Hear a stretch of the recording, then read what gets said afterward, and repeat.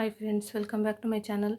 ಇವತ್ತಿನ ವಿಡಿಯೋದಲ್ಲಿ ನಾನು VAO ಎಕ್ಸಾಮಿಗೆ ಇನ್ನು 25 ಡೇಸ್, ಇವತ್ತು 4ನೇ ತಾರೀಕು, 25 ಡೇಸು ಉಳಿದಿಲ್ಲ, 23 ಡೇಸ್ ಉಳಿದಿದೆ. ಸೊ ಯಾವ ಟೈಮ್ ಟೇಬಲ್ ಪ್ರಕಾರ ಯಾವ್ಯಾವ ಸಬ್ಜೆಕ್ಟ್ಗೆ ಎಷ್ಟು ದಿನ ಕೊಟ್ಟು ಓದ್ಕೋಬೋದು ಅಂತ ನನಗೆ ಬೇಕಾದಂಗೆ ನಾನು ಟೈಮ್ ಟೇಬಲ್ ಮಾಡ್ಕೊಂಡಿದ್ದೀನಿ. ಅದನ್ನು ನಿಮ್ಮ ಹತ್ರ ಶೇರ್ ಮಾಡ್ಕೊಳ್ತಿದ್ದೀನಿ. ಸೊ ಇದು ಹೊಸ್ದಾಗಿ ಬಿಟ್ಟಿದ್ದಾರೆ VAO ಸಿಲೆಬಸ್ಸು. ಸೊ ಅದ್ರ ಪ್ರಕಾರ ನಾನು ಟೈಮ್ ಟೇಬಲ್ನ ಸೆಟ್ ಮಾಡ್ಕೊಂಡಿದ್ದೀನಿ. ಮೊದಲನಿಗೆ ಪ್ರಶ್ನೆ ಪತ್ರಿಕೆ 1 ತೊಗೊಂಡಿದ್ದೀನಿ. ಫಸ್ಟ್ ಪೇಪರು, ಅದಕ್ಕೆ 100 ಅಂಕಗಳಿರ್ತವೆ. ಸೊ ಯಾವ್ಯಾವ ವಿಷಯಗಳ ಮೇಲೆ ಕೇಳ್ತಾರೆ ಅಂದರೆ, ಫಸ್ಟ್ನೇದು ಪ್ರಚಲಿತ ಘಟನೆಗಳು ಅಂದರೆ ಕರೆಂಟ್ ಅಫೈರ್ ಮೇಲೆ ಕೇಳ್ತಾರೆ ಕ್ವಶನ್ನು. ಇದು KE ಅವ್ರು ನಡೆಸಿರೋದ್ರಿಂದ ಕರೆಂಟ್ ಅಫೈರ್ ಮೇಲೆ ಒಂದು 20ರಿಂದ 30 ಕ್ವಶನ್ ಬಂದೇ ಬರುತ್ತೆ. ಸೊ ಹಾಗಾಗಿ ನೀವು ಪ್ರಚಲಿತ ಘಟನೆಗಳಿಗೆ ಸಂಬಂಧಿಸಿದ ಸಾಮಾನ್ಯ ಜ್ಞಾನದ ವಿಷಯಗಳು ಅಂದರೆ ಜನರಲ್ ನಾಲೆಡ್ಜ್ ಏನಿರುತ್ತೋ ಅದ್ರ ರಿಲೇಟೆಡ್ ಕರೆಂಟ್ ಅಫೈರ್ ಇತ್ತೀಚೆಗೆ ಏನೇನು ನಡೆದಿದೆ 1 ಇಯರ್ ಓದ್ಕೊಂಡ್ರೆ ಸಾಕು. ಕರೆಂಟ್ ಅಫೈರಿಗೆ ನಾವು 1 ಇಯರ್ ಕರೆಂಟ್ ಅಫೈರ್ ನೋಡಿಕೊಂಡ್ರೆ ಸಾಕು, ಇಲ್ಲ 9 ಮಂತ್ಸ್ ಕರೆಂಟ್ ಅಫೇರ್ ನೋಡಿಕೊಂಡ್ರೆ ಸಾಕು. 9 ಮಂತ್ಸ್ ಅಂದರೆ ಜನವರಿಯಿಂದ ನೋಡಿಕೊಂಡ್ರೂ ಸಾಕು, ಜಾನ್ ಟು ಸೆಪ್ಟೆಂಬರ್ವರೆಗೂ ನೋಡಿಕೊಂಡ್ರೆ ಸಾಕು. ಸೊ ಇಷ್ಟು ಕರೆಂಟ್ ಅಫೇರ್ ಕೇಳಬಹುದು ನನಗನ್ಸಿದ ಮಟ್ಟಿಗೆ. ಸೊ ಮತ್ತು ಈಗ ಈ ಇಯರಲ್ಲಿ 2024ರಲ್ಲಿ ಯಾವ್ಯಾವ ಎಕ್ಸಾಮ್ ನಡೆದಿದೆಯೋ ಅದರಲ್ಲಿ ಏನೇನು ಕರೆಂಟ್ ಅಫೇರ್ ನಡೆದಿದೆಯೋ ಆ ಕ್ವಶನ್ ಪೇಪರ್ನು ಒಂದು ಸಲ ಸಾಲ್ವ್ ಮಾಡಿದರೆ ನಮಗೆ ಗೊತ್ತಾಗುತ್ತೆ ಯಾವ್ದು ಇಂಪಾರ್ಟೆಂಟ್ ಇಲ್ಲ, ಯಾವುದ್ರ ಮೇಲೆ ಬರುತ್ತೆ ಅನ್ನೋದ್ರ ಬಗ್ಗೆ. ಸೊ ಗೊತ್ತಾಗುತ್ತೆ. ಅದಕ್ಕೆ ಕ್ವಶನ್ ಪೇಪರ್ನು ರಿವಿಷನ್ ನೋಡಬೇಕು, ಸಾಲ್ವ್ ಮಾಡಿದರೆ ಗೊತ್ತಾಗುತ್ತೆ. ಸೊ ನಾನು ಇದಕ್ಕೆ ಅಂದರೆ ನಾಳೆ 5ನೇ ತಾರೀಕು ಮತ್ತು 6ನೇ ತಾರೀಕು 2 ದಿನ ಕೊಟ್ಟಿದ್ದೀನಿ ಕರೆಂಟ್ ಅಫೇರ್ಗೆ. ಒಂದಿನ ಫುಲ್ ಕರೆಂಟ್ ಅಫೇರ್ ಓದೋದು, ನೆಕ್ಸ್ಟು ಕ್ವಶನ್ ಪೇಪರ್ ಒಂದು ರಿವಿಷನ್ ಮಾಡೋದು. ಸೊ ಅದಕ್ಕೆ 5ನೇ ತಾರೀಕು ಮತ್ತು 6ನೇ ತಾರೀಕು ಕೊಟ್ಟಿದ್ದೀನಿ ಟೈಮಿಂಗ್ಸು. 2 ದಿನ ಕೊಟ್ಟಿದ್ದೀನಿ, ಸಾಕು. 2 ದಿನದಲ್ಲಿ ಕರೆಂಟ್ ಅಫೇರ್ ಎಲ್ಲ ಮುಗಿಸ್ಕೊಂಡು ಕ್ವಶನ್ ಪೇಪರೆಲ್ಲ ಸಾಲ್ವ್ ಮಾಡ್ಕೋಬೋದು, ರಿವಿಷನು ಆಗುತ್ತೆ. ಸೊ ನೆಕ್ಸ್ಟು 2ನೇ ಟಾಪಿಕ್ ಏನಂದರೆ ದೈನಂದಿನ ಗ್ರಹಿಕೆಯ ವಿಷಯಗಳು. ದೈನಂದಿನ ಗ್ರಹಿಕೆಯ ವಿಷಯಗಳಂದರೆ ಸೈನ್ಸ್ ಟಾಪಿಕ್ ಬರುತ್ತೆ. ಅಂದರೆ ಕೆಮಿಸ್ಟ್ರಿ, ಬಯಾಲಜಿ, ಫಿಸಿಕ್ಸು, ಈ ಥರ.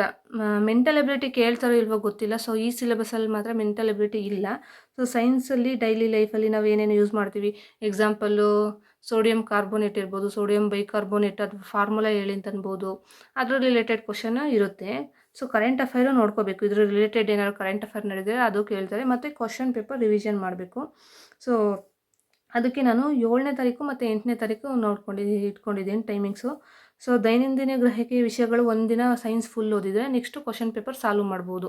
ಕ್ವಶನ್ ಪೇಪರ್ ಸಾಲ್ವ್ ಮಾಡಿದರೆ 1 ದಿನಕ್ಕೆ. ಸೊ ಇದು 2 ದಿನ ಕೊಟ್ಟಿದ್ದೀನಿ ದೈನಂದಿನ ಗ್ರಹಿಕೆಯ ವಿಷಯಗಳಿಗೆ. ಸೊ ನೆಕ್ಸ್ಟು ಭಾರತದ ಸಂವಿಧಾನದ ಸ್ಥೂಲ ನೋಟದ ವಿಷಯಗಳು ಅಂದರೆ ಕರ್ನಾಟಕ ಕಾನ್ಸ್ಟಿಟ್ಯೂಷನ್. ಅಂದರೆ ಇಂಡಿಯನ್ ಕಾನ್ಸ್ಟಿಟ್ಯೂಷನಲ್ಲೇ ಕರ್ನಾಟಕಕ್ಕೆ ಹೆಚ್ಚು ರಿಲೇಟೆಡ್ ವಿಧಿಗಳಿರ್ಬೋದು ಅಥವಾ ಭಾಗಗಳಿರ್ಬೋದು, ಮತ್ತು ಅದು ಅನುಸೂಚಿಗಳಿರ್ಬೋದು, ಈ ಥರ ಇಂಪಾರ್ಟೆಂಟಾಗಿ ಕೇಳ್ತಾರೆ. ಇದ್ರ ಮೇಲೇ ಒಂದು 5 ಕ್ವಶನ್ ಅಂತೂ ಬರ್ಬೋದು. ಸೊ ಒಂದಿನ 9ನೇ ತಾರೀಕು ಭಾರತದ ಸಂವಿಧಾನದ ಸ್ಥೂಲ ನೋಟದ ವಿಷಯಗಳು ಓದ್ಕೊಂಡ್ರು ನೆಕ್ಸ್ಟ್ ಒಂದಿನ ಕ್ವಶನ್ ಪೇಪರ್ ಸಾಲ್ವ್ ಮಾಡ್ಬೋದು, ರಿವಿಷನ್ನು ಆಗುತ್ತೆ. ಕ್ವಶನ್ ಪೇಪರ್ ಸಾಲ್ವ್ ಮಾಡಬೇಕಾದ್ರೆ ಒಂದಿನ ಫುಲ್ಲು ಸಂವಿಧಾನನ ಓದ್ಕೋಬೋದು. ಸೊ ಇಷ್ಟು ಇಂಪಾರ್ಟೆಂಟು ಸಂವಿಧಾನದಲ್ಲಿ. ನೆಕ್ಸ್ಟು 4ನೇ ಟಾಪಿಕ್ಕು ವಿಶೇಷವಾಗಿ ಕರ್ನಾಟಕಕ್ಕೆ ಸಂಬಂಧಿಸಿದ ಭಾರತದ ಇತಿಹಾಸ. ಅಂದರೆ ಎಕ್ಸಾಂಪಲ್ ಕರ್ನಾಟಕ ಏಕೀಕರಣ ಇರ್ಬೋದು, ಮತ್ತು ಕರ್ನಾಟಕದಲ್ಲಿ ಆಳಿದ ಮನೆತನಗಳು ಯಾವ್ಯಾವು ಅಂತ ಕೇಳ್ಬೋದು. ಎಕ್ಸಾಂಪಲು ಶಾತವಾಹನರು, ಅಲ್ಲಿಂದ ಸ್ಟಾರ್ಟ್ ಆಗುತ್ತೆ. ಕದಂಬರು, ಹೊಯ್ಸಳರು, ಇವರೆಲ್ಲ ಕರ್ನಾಟಕದಲ್ಲಿ ಆಳಿದ ರಾಜವಂಶಗಳು. ಸೊ ಇದ್ರ ಬಗ್ಗೆ ಇಂಪಾರ್ಟೆಂಟಾಗಿ ಕೇಳ್ತಾರೆ, ಎಲ್ಲವನ್ನೂ ಓದ್ಕೋಬೇಕು. ಮತ್ತು ಕರ್ನಾಟಕ ಏಕೀಕರಣ ಮಾತ್ರ ವೆರಿ ವೆರಿ ಇಂಪಾರ್ಟೆಂಟು. ಏನೇನು ಅದರ ಇಸ್ವಿಗಳು ಕೇಳ್ತಾರೆ ಮೇಯ್ನಾಗಿ, ಮತ್ತು ತುಂಬ ಇಂಪಾರ್ಟೆಂಟ್ ವಿಷಯಗಳಿದ್ದಾವೆ, ಅವನು ಓದ್ಕೊಳ್ಳಿ. ಒಂದಿನ ಕರ್ನಾಟಕಕ್ಕೆ ಸಂಬಂಧಿಸಿದ ಭಾರತದ ಇತಿಹಾಸ 11ನೇ ತಾರೀಕು ಓದ್ಕೊಂಡ್ರು 12ನೇ ತಾರೀಕು ಕ್ವಶನ್ ಪೇಪರ್ ರಿವಿಷನ್ ಮಾಡ್ಬೋದು, ಸಾಲ್ವ್ ಮಾಡ್ಬೋದು. ರಿವಿಷನ್ ಆದಂಗೆ ಆಗುತ್ತೆ, ಸಾಲ್ವ್ ಮಾಡ್ದಂಗೂ ಆಗುತ್ತೆ. ಸೊ ಮತ್ತು ಇತ್ತೀಚೆಗೆ ಯಾವ್ಯಾವ ಕ್ವಶನ್ ಪೇಪರ್ನ ರಿವಿಷನ್ ಮಾಡಿ ಅದರಲ್ಲಿ ಹಿಸ್ಟ್ರಿಲಿ ಕರ್ನಾಟಕಕ್ಕೆ ರಿಲೇಟೆಡ್ ಆಗಿ ಯಾವ್ಯಾವ ಕ್ವಶನ್ ಕೇಳಿದರೆ ಅದನ್ನು ನೋಡ್ಕೊಳ್ಳಿ. ಸೊ 11 ಮತ್ತು 12ನೇ ತಾರೀಕು ಕೊಟ್ಟಿದ್ದೀನಿ ನಾನು ಹಿಸ್ಟ್ರಿಗೆ. ನೆಕ್ಸ್ಟು 5ನೇ ಟಾಪಿಕ್ಕು ಕರ್ನಾಟಕಕ್ಕೆ ಸಂಬಂಧಿಸಿದ ಭಾರತದ ಭೂಗೋಳ ವಿಷಯಗಳು. ಅಂದರೆ ಕರ್ನಾಟಕಕ್ಕೆ ರಿಲೇಟೆಡ್ ಆಗಿರೋ ಜಿಯೋಗ್ರಫಿ ವಿಷಯಗಳು ಕೇಳ್ತಾರೆ. ನಾನು ಅದಕ್ಕೆ 13 ಮತ್ತು 14ನೇ ತಾರೀಕು ಕೊಟ್ಕೊಂಡಿದ್ದೀನಿ. 13ನೇ ತಾರೀಕು ಫುಲ್ಲು ಜಿಯೋಗ್ರಫಿ ಜಿಯೋಗ್ರಫಿ ಓದ್ಕೊಂಡು ನೆಕ್ಸ್ಟು ಕ್ವಶನ್ ಪೇಪರ್ ಸಾಲ್ವ್ ಮಾಡ್ತಾ ರಿವಿಷನ್ ಮಾಡೋದು. ಸೊ ಇಷ್ಟು ಆಗುತ್ತೆ. ಎಕ್ಸಾಂಪಲ್ ಯಾವ್ಯಾವುದು ಅಂದರೆ ವೆಸ್ಟರ್ನ್ ಘಾಟ್ಸ್ ಕೇಳ್ಬೋದು ಆ ಥರ. ಮತ್ತು ಜಿಯೋಗ್ರಫಿಲಿ ಯಾವುದು ಕ್ವಶನ್ ಕೇಳ್ತಾರೆ ಅಂದರೆ ಎಂಡೇಂಜರ್ಡ್ ಸ್ಪೀಸೀಸು, ಎಂಡಮಿಕ್ ಸ್ಪೀಸೀಸು, ಮತ್ತು ಕರ್ನಾಟಕದಲ್ಲಿ ಎಷ್ಟು ಅರಣ್ಯ ಇದೆ, ಯಾವುದು ಹುಲಿ ಗಣತಿ ಎಷ್ಟು, ಇದೆಲ್ಲದ ಆನೆ ಗಣತಿ ಎಷ್ಟು, ಅದ್ರದ್ದು ಇಸ್ವಿ ಕೇಳ್ತಾರೆ, ಥೀಮ್ ಕೇಳ್ತಾರೆ, ಮತ್ತು ಡೇಟ್ ವೈಸ್ ಥೀಮ್ ಕೇಳ್ತಾರೆ. ಇಷ್ಟು ಜಿಯೋಗ್ರಫಿ ಬಗ್ಗೆ ಕೇಳ್ತಾರೆ. ಅದಕ್ಕೆ 13, 14ನೇ ತಾರೀಕು ಕೊಟ್ಕೊಂಡಿದ್ದೀನಿ. ನೆಕ್ಸ್ಟು ರಾಜ್ಯ ಪ್ರಾದೇಶಿಕ ಆಡಳಿತ ಕುರಿತು ವಿಷಯಗಳು. ಅಂದರೆ ಇದು ಏನಂದರೆ ರಾಜ್ಯಪಾಲರು, ಮುಖ್ಯಮಂತ್ರಿಗಳು ಈ ಥರದ ಟೈಪಲ್ಲಿ ಅವ್ರದ್ದು ಅವಧಿ ಎಷ್ಟು, ವೇತನ ಎಷ್ಟು, ಮತ್ತು ಯಾವಾಗ ಸಭೆ ನಡೆಸ್ತಾರೆ, ಈ ಥರ ಅದ್ರ ಕರೆಂಟ್ ಅಫೇರ್ ರಿಲೇಟೆಡಾರು ಕೇಳ್ಬೋದು, ಟಾಪಿಕ್ ವೈಸರು ಕೇಳ್ಬೋದು. ನಾನು ಇದಕ್ಕೆ 15ನೇ ತಾರೀಕು ಮತ್ತು 16ನೇ ತಾರೀಕು ಕೊಟ್ಕೊಂಡಿದ್ದೀನಿ. ಒಂದಿನ ಟಾಪಿಕ್ ಓದಿದರೆ ಒಂದಿನ ಕ್ವಶನ್ ಪೇಪರ್ ಸಾಲ್ವ್ ಮಾಡ್ಬೋದು. ನೆಕ್ಸ್ಟು 7ನೇದು ಗ್ರಾಮಾಭಿವೃದ್ಧಿ ಪಂಚಾಯತ್ ರಾಜ್ ಸಂಸ್ಥೆಗಳು. ಅಂದರೆ ಇದು VAO ಎಕ್ಸಾಮ್ ಆಗಿರೋದ್ರಿಂದ ಅಡ್ಮಿನಿಸ್ಟ್ರೇಟಿವ್ ಬಗ್ಗೆ ಜಾಸ್ತಿ ಕೇಳ್ತಾರೆ. ಸೊ ಹಾಗಾಗಿ ಅಂದರೆ ವಿಲೇಜ್ ಅಕೌಂಟೆಂಟ್ ಅಲ್ವಾ, ಹಾಗಾಗಿ ಗ್ರಾಮಾಭಿವೃದ್ಧಿ ಪಂಚಾಯತ್ ರಾಜ್ ಸಂಸ್ಥೆಗಳು ವ್ಯವಸ್ಥೆಗಳಲ್ಲಿ ತುಂಬ ಕ್ವಶನ್ಸ್ ಕೇಳ್ತಾರೆ. ಅಂದರೆ ಮೇಯ್ನ್ ನಾವು ಈ ಟಾಪಿಕಿಗೆ ಕಾನ್ಸಂಟ್ರೇಟ್ ಮಾಡಬೇಕು. ಅದಕ್ಕೆ ನಾನು 17ನೇ ತಾರೀಕು ಟಾಪಿಕ್ ಓದ್ಕೊಂಡು 18ನೇ ತಾರೀಕು ಕ್ವಶನ್ ಪೇಪರ್ ಸಾಲ್ವ್ ಮಾಡ್ತಾ ರಿವಿಷನ್ ಆದಂಗೆ ಆಗುತ್ತೆ.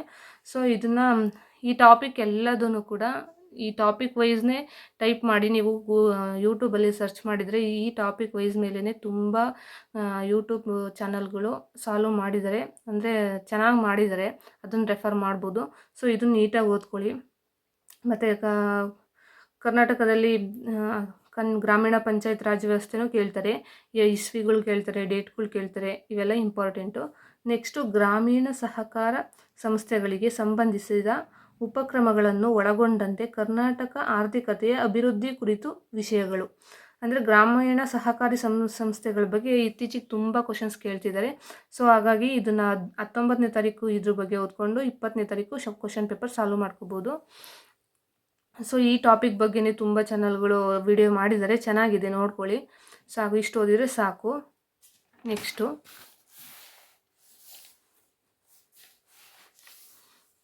9ನೇ ಟಾಪಿಕ್ಕು ಕರ್ನಾಟಕದ ಪರಿಸರ ಸಂಬಂಧಿ ಸಮಸ್ಯೆಗಳು ಮತ್ತು ಅಭಿವೃದ್ಧಿ ಕುರಿತ ವಿಷಯಗಳು. ಇದು ವೆರಿ ವೆರಿ ಇಂಪಾರ್ಟೆಂಟು. ಯಾಕಂದರೆ ಇತ್ತೀಚಿನ ದಿನಗಳಲ್ಲಿ ಈ ಟಾಪಿಕ್ ಮೇಲೆ ತುಂಬ ಕ್ವಶನ್ಸ್ ಬಂದಿದೆ. ನಾನು ಅದಕ್ಕೆ 21ನೇ ತಾರೀಕು ಮತ್ತು 22ನೇ ತಾರೀಕು ಕೊಟ್ಟಿದ್ದೀನಿ. 21ನೇ ತಾರೀಕು ಇದ್ರ ಬಗ್ಗೆ ಕರ್ನಾಟಕದ ಅಭಿವೃದ್ಧಿ ಸಮಸ್ಯೆಗಳು ಮತ್ತು ಕರ್ನಾಟಕದ ಪರಿಸರ ಸಂಬಂಧಿ ಸಮಸ್ಯೆಗಳು ಹಾಗೂ ಅಭಿವೃದ್ಧಿ ಕುರಿತ ವಿಷಯಗಳ ಬಗ್ಗೆ ಟಾಪಿಕ್ ಎಲ್ಲ ಕವರ್ ಮಾಡಿಕೊಂಡು ನೆಕ್ಸ್ಟ್ 22ನೇ ತಾರೀಕು ಕ್ವಶನ್ ಪೇಪರ್ ರಿವಿಷನ್ ಮಾಡಿದರು ನಮಗೆ ಕ್ವಶನ್ ಪೇಪರ್ ಸಾಲ್ವ್ ಮಾಡಿದರೆ ರಿವಿಷನ್ ಆದಂಗೂ ಆಗುತ್ತೆ. ಸೊ ಹಾಗಾಗಿ ನಾನು ಇದಕ್ಕೂ 2 ದಿನ ಟೈಮ್ ಕೊಟ್ಟಿದ್ದೀನಿ. ಮತ್ತು ಇದ್ರ ಬಗ್ಗೆ ಏನು ಕೇಳ್ತಾರೆ ಅಂದರೆ ಈಗ ಪಶ್ಚಿಮ ಘಟ್ಟಗಳ ಬಗ್ಗೆ ಏನೇನು ಅಲ್ಲಿ ಅಭಿವೃದ್ಧಿ ಮಾಡಿದ್ದಾರೆ, ಅಥವಾ ಅಲ್ಲಿ ಇದು ರಸ್ತೆ ಮಾಡಿರ್ಬೋದು, ಅಥವಾ ಈ ಕರೆಂಟ್ ಎಳ್ದಿರ್ಬೋದು, ಅಂದರೆ ತಂತಿ ಕರೆಂಟ್ ಲೈಟ್ ಕಂಬನ ಈ ಥರ ಎಲ್ಲ ಮಾಡಿರ್ಬೋದು. ಅದರಿಂದ ಪರಿಸರಕ್ಕೆ ತುಂಬ ನಷ್ಟ ಆಗುತ್ತೆ ಮತ್ತು ಅಲ್ಲಿ ಪ್ರಾಣಿಗಳು ನಷ್ಟ ಆಗುತ್ತೆ. ಅದಕ್ಕೋಸ್ಕರ ಅದರದ ಅಭಿವೃದ್ಧಿ ಕುರಿತ ವಿಷಯಗಳು ಈ ಥರ ರಿಲೇಟೆಡ್ ಟಾಪಿಕ್ ಕೇಳ್ತಾರೆ. ಸೊ ಹಾಗಾಗಿ ಇದು ಕೂಡ ವೆರಿ ಇಂಪಾರ್ಟೆಂಟು, ಓದ್ಕೋಬೇಕು. ಮತ್ತು ನೆಕ್ಸ್ಟು ಪತ್ರಿಕೆ 2 ಪೇಪರ್ 2 ಅಲ್ಲಿ 100 ಅಂಕಗಳಿಗೆ ಇರುತ್ತೆ. ಇದರಲ್ಲಿ ಸಾಮಾನ್ಯ ಕನ್ನಡ, ಸಾಮಾನ್ಯ ಇಂಗ್ಲೀಷ್ ಮತ್ತು ಕಂಪ್ಯೂಟರ್ ಜ್ಞಾನ ಕೇಳ್ತಾರೆ. ಸಾಮಾನ್ಯ ಕನ್ನಡಕ್ಕೆ ನಾನು 1 ದಿನ ಕೊಟ್ಟಿದ್ದೀನಿ. ಯಾಕಂದರೆ ಈಗ ನಾವು ಕಡ್ಡಾಯ ಕನ್ನಡಕ್ಕೆ ಎಲ್ಲ ಓದಿದ್ದೀವಿ, ಇನ್ನೇನು ರಿವಿಷನ್ ಮಾಡೋಕ್ಕಿರುತ್ತೆ ಅಷ್ಟೇ. ಅದಕ್ಕೆ ವ್ಯಾಕರಣ ಮತ್ತು ಸಾಹಿತ್ಯ ಚರಿತ್ರೆನ 1 ದಿನ ಕೊಟ್ಟಿದ್ದೀನಿ. ಆಮೇಲೆ ವಿತ್ ಕ್ವಶನ್ ಪೇಪರ್ ಸಾಲ್ವ್ ಮಾಡೋದು. ವ್ಯಾಕರಣ ಏನೊಂದು 3 to 4 ಅವರ್ಸ್ ಓದಿದರೆ ವ್ಯಾಕರಣ ಮುಗಿಯುತ್ತೆ. ಸಾಹಿತ್ಯ ಚರಿತ್ರೆನೂ ಅಷ್ಟೇ ಒಂದು 5 ಅವರ್ಸ್ ಓದಿದರೆ ಸಾಹಿತ್ಯ ಚರಿತ್ರೆನೂ ಮುಗಿಯುತ್ತೆ. ಮತ್ತು ಒಂದು 3 ಅವರ್ಸ್ ಓದಿದರೆ ಕ್ವಶನ್ ಪೇಪರ್ ರಿವಿಷನ್ ಮಾಡ್ಬೋದು. ಸೊ ಹಾಗಾಗಿ ನಾನು 23ನೇ ತಾರೀಕು ಕೊಟ್ಟಿದ್ದೀನಿ. ಆಮೇಲೆ ಸಾಮಾನ್ಯ ಇಂಗ್ಲೀಷು, ಇದಕ್ಕೂ ಅಷ್ಟೇ ಗ್ರಾಮರು ಕೇಳ್ತಾರೆ ಮತ್ತು ವೊಕ್ಯಾಬ್ಯುಲರಿ ಕೇಳ್ತಾರೆ. ಸೊ ಇದಕ್ಕೂ ನಾನು 2 ದಿನ ಕೊಟ್ಟಿದ್ದೀನಿ. ಯಾಕಂದರೆ ಇಂಗ್ಲೀಷು ಸ್ವಲ್ಪ ನಾವು ಕನ್ನಡ ಮೀಡಿಯಮಲ್ಲಿ ಓದಿದ್ರಿಂದ ಸ್ವಲ್ಪ ಇಂಗ್ಲೀಷ್ಗೆ ಜಾಸ್ತಿ ಕಾನ್ಸಂಟ್ರೇಟ್ ಮಾಡಬೇಕು. ಸೊ ಹಂಗಾಗಿ ಗ್ರಾಮರಿಗೆ 1 ದಿನ ಕೊಟ್ಟಿದ್ದೀನಿ. ಗ್ರಾಮರ್ ಮತ್ತು ವೊಕ್ಯಾಬ್ಯುಲರಿ ಮತ್ತು ಯಾವುದು PQR ಈ ಥರ ಎಲ್ಲ ಬರುತ್ತಲ್ಲ, ಆ ಕ್ವಶನ್ಸ್ಗಳನ್ನೆಲ್ಲ ಗ್ರಾಮರ್ನೆಲ್ಲ 1 ದಿನ ಓದ್ಕೊಂಡು ನೆಕ್ಸ್ಟು ಇನ್ನೊಂದು ದಿನ ಕ್ವಶನ್ ಪೇಪರ್ ಸಾಲ್ವ್ ಮಾಡಿ ಅಂದರೆ ಇನ್ನೂ ರಿವಿಷನ್ ಆದಂಗೆ ಆಗುತ್ತೆ, ಪಕ್ಕ ಕ್ಲಾರಿಟಿ ಸಿಗುತ್ತೆ. ಸೊ ಇದಕ್ಕೆ ನಾನು 24, 25ನೇ ತಾರೀಕು ಕೊಟ್ಟಿದ್ದೀನಿ. ನೆಕ್ಸ್ಟು ಕಂಪ್ಯೂಟರ್ ಜ್ಞಾನ. ಕಂಪ್ಯೂಟರ್ಗೆ ನಾನು ಒಂದಿನ ಕೊಟ್ಟಿದ್ದೀನಿ 26ನೇ ತಾರೀಕು. ಯಾಕಂದರೆ ಮುಂಚೆ ಎಲ್ಲ ಓದ್ತಿರೋದ್ರಿಂದ ಇನ್ನು ರಿವಿಷನ್ ಮಾಡಬೇಕಷ್ಟೇ. ಸೊ ಅದಕ್ಕೋಸ್ಕರ ನಾನು ರಿವಿಷನ್ನಿಗೆ ಒಂದು 7 ಅವರ್ಸ್ ಅಂದ್ರೂ ಒಂದು 3 ಅವರ್ಸ್ ಕ್ವಶನ್ ಪೇಪರ್ ಸಾಲ್ವ್ ಮಾಡಿದ್ರೂ ಆರಾಮಾಗಿ ಕಂಪ್ಯೂಟರ್ನ ಓದ್ಕೋಬೋದು. ಸೊ ಇಷ್ಟು ನಾನು ಈ ಥರ ಟೈಮ್ ಟೇಬಲ್ ಪ್ರಿಪೇರ್ ಮಾಡ್ಕೊಂಡಿನಿ. ನೆಕ್ಸ್ಟು 27ನೇ ತಾರೀಕು 10/2024 VAO ಎಕ್ಸಾಮ್ ಇದೆ. ಸೊ ಭಾನುವಾರ ಇದೆ. ಸೊ ಹಾಗಾಗಿ ಇಷ್ಟು ಟೈಮ್ ಟೇಬಲ್ನ ಪ್ರಿಪೇರ್ ಮಾಡ್ಕೊಂಡಿದ್ದೀನಿ. ಕಡ್ಡಾಯ ಕನ್ನಡ ಚೆನ್ನಾಗಿತ್ತು ಎಕ್ಸಾಮು. ಇನ್ನೇನು 50 ಮಾರ್ಕ್ಸ್ ತೆಗೆದ್ರೆ ಎಲಿಜಿಬಲ್ ಆಗಿದ್ದೀನಿ. ಸೊ ನೆಕ್ಸ್ಟು ಈ ಥರ ಟೈಮ್ ಟೇಬಲ್ ಪ್ರಿಪೇರ್ ಮಾಡಿಕೊಂಡು ಇಷ್ಟು ದಿನದಲ್ಲಿ ಈ ಟಾಪಿಕ್ ಮುಗಿಸ್ಬೇಕಂತ ಪ್ರಿಪೇರ್ ಆಗಿ ಟೈಮ್ ಟೇಬಲ್ ಮಾಡ್ಕೊಂಡಿದ್ದೀನಿ. ಸೊ ಇಷ್ಟರಲ್ಲಿ ನೀಟಾಗಿ ಓದ್ಕೊಂಡು ಇನ್ನು ಎಕ್ಸ್ಟ್ರಾ ಇನ್ನೇನು ಕೇಳ್ತಾರೆ ಅಂದರೆ ಮೆಂಟಲ್ ಎಬಿಲಿಟಿ ಒಂದು ಬಿಟ್ಟಿದ್ದಾರೆ, ಸಿಲೆಬಸಲ್ಲಿ ಇಲ್ಲ. ಮೋಸ್ಟ್ಲಿ ಕೇಳ್ಬೋದು ಅನಿಸುತ್ತೆ ನನಗೆ ಮೆಂಟಲ್ ಎಬಿಲಿಟಿ. ಹಂಗಾಗಿ ಅದಕ್ಕೆ ಒಂದು ಅರ್ಧ ದಿನ ಇಷ್ಟರಲ್ಲಿ ಟೈಮ್ ಟೇಬಲ್ ಮಾಡಿದ್ದೀನಲ್ವ, ಇಷ್ಟರಲ್ಲಿ ಒಂದು ಅರ್ಧ ದಿನ ಯಾವುದಾದ್ರಲ್ಲೂ ಕೊಟ್ಟು ಯಾವ್ದು ದಿನದಲ್ಲಾದರೂ ಕೊಟ್ಟು ಆ ಮೆಂಟಲ್ ಎಬಿಲಿಟಿ ಒಂದು ಓದ್ಕೋಬೇಕು. ಸೊ ಇಷ್ಟು ಓದ್ಕೊಂಡ್ರೆ ಸಾಕು VAOಗೆ ಆರಾಮಾಗಿ ಟೆನ್ಷನ್ ಇಲ್ಲದೆ. ಇನ್ನೇನು PUC ಲೆವೆಲಿಗಂದರೆ ಸಾಕು 6th to 12th ಎಲ್ಲ ಸಬ್ಜೆಕ್ಟ್ ಬುಕ್ಗಳ್ನು ಸ್ಟೇಟ್ ಸಿಲೆಬಸ್ ಮತ್ತು NCERT ಸಿಲೆಬಸಲ್ಲಿ ಓದಿದರೆ ಸಾಕು. ಅಷ್ಟರಲ್ಲೇ ಕ್ವಶನ್ ಪೇಪರ್ ಇರುತ್ತೆ. ಈವನ್ ಕನ್ನಡ ಆಗಲಿ ಇಂಗ್ಲೀಷ್ ಆಗಲಿ ಮತ್ತು ಎಲ್ಲ ಸಬ್ಜೆಕ್ಟು ಪೇಪರ್ 1ಅಲ್ಲಿ ಎಲ್ಲ ಸಬ್ಜೆಕ್ಟ್ ಆಗಲಿ ಇಷ್ಟು 6th to 12th ಎಲ್ಲ ಟಾಪಿಕ್ನು ಓದ್ಕೊಂಡ್ರೆ ಸಾಕು. ಅಷ್ಟರಲ್ಲೇ ಇರುತ್ತೆ. ಯಾಕಂದರೆ PUC ಲೆವೆಲ್ ಎಕ್ಸಾಮ್ ಆಗಿರೋದ್ರಿಂದ ಇದು. ಹಂಗಾಗಿ ಇಷ್ಟು ಓದ್ಕೊಂಡ್ರೆ ಸಾಕು, ಆರಾಮಾಗಿ ಮಾರ್ಕ್ಸ್ ತೆಗಿಬೋದು. ಸೊ ನೆಗೆಟಿವ್ ಅಂಕ ಇರೋದ್ರಿಂದ ನಮಗೆ ಎಷ್ಟು ಪರ್ಫೆಕ್ಟಾಗಿ ಗೊತ್ತಿದೆಯೋ ಅಷ್ಟು ಅಟೆಂಡ್ ಮಾಡಬೇಕಷ್ಟೇ. ಡೌಟಲ್ಲಿ ಇರೋದು ಅಟೆಂಡ್ ಮಾಡಬಾರ್ದು. ಯಾಕಂದರೆ ಡೌಟಲ್ಲಿ ಇರೋದು ತಪ್ಪಾದರೆ ಮತ್ತು ನಮ್ಮ ಸರಿಯಾಗಿರೋದು ಮಾರ್ಕ್ಸು ಹೋಗುತ್ತೆ. ಸೊ ಅದಕ್ಕೋಸ್ಕರ ನಾವೆಷ್ಟು ಚೆನ್ನಾಗಿ ಓದಿರೋದನ್ನೇ ಓದಿ, ಹೊಸ್ದಾಗಿ ಏನೂ ಓದೋಕೆ ಹೋಗ್ಬೇಡಿ. ಓದಿರೋದನ್ನೇ ಇಷ್ಟು ಸಿಲೆಬಸ್ ನೋಡಿಕೊಂಡು ಅದನ್ನೇ ರಿವಿಷನ್ ಮಾಡ್ಕೊಳ್ಳಿ. ಅದರಲ್ಲೇ ಪರ್ಫೆಕ್ಟಾಗಿ ಸಾಕು. ಈಗ ಹೊಸ್ದಾಗಿ ಓದೋಕ್ಕೆ ಹೋದರೆ ಎಕ್ಸ್ಟ್ರಾ ಮತ್ತು ಟೈಮ್ ಬೇಕಾಗುತ್ತೆ, ಮತ್ತು ಇದು ಓದಿರೋದನ್ನು ಮರ್ತೋಗುತ್ತೆ. ಹಾಗಾಗಿ ಇಷ್ಟು ಓದ್ಕೊಂಡ್ರೆ ಸಾಕು. ಈ ವಿಡಿಯೋ ಇಷ್ಟ ಆದರೆ ಲೈಕ್ ಮಾಡಿ, ಶೇರ್ ಮಾಡಿ, ಸಬ್ಸ್ಕ್ರೈಬ್ ಮಾಡಿ. Thank you.